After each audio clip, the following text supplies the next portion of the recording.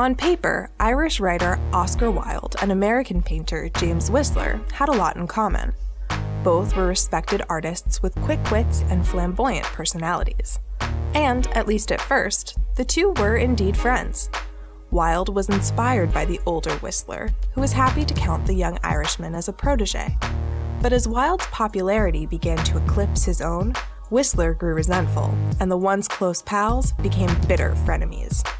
One time, after hearing the painter make a clever remark at a party, Wilde exclaimed, "I wish I could have said that." Whistler, who'd by then grown weary of Wilde's speaking, acting, and even dressing like him, responded, "You will, Oscar. You will." In 1884, Whistler was a no-show at Wilde's London wedding, sending a last-minute telegraph that read, "Am detained. Don't wait." The following year, Whistler gave his first ever public art lecture, entitled Mr. Whistler's 10 O'Clock.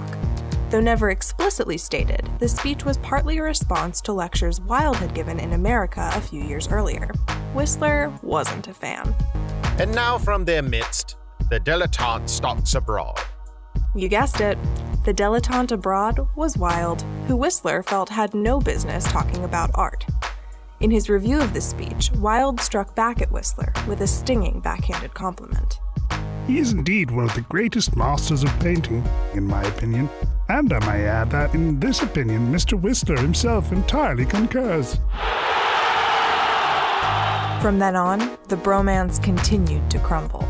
Whistler publicly denounced Wilde as a plagiarist, while Wilde roundly mocked Whistler for his trademark arrogance. Rumor has it that Oscar even based the narcissistic character Dorian Gray on his former mentor. But while that rumor is unconfirmed, Wilde did subtly acknowledge his debt to the artist in an 1889 essay. Mr. Whistler always spelt art with a capital I.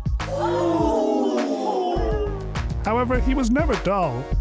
Besides, he introduced humor into art criticism, and for this, if for no other reason, he deserves to be affectionately remembered. Today, Whistler is mostly remembered for his compelling portraits, and not his sense of humor. But Oscar Wilde?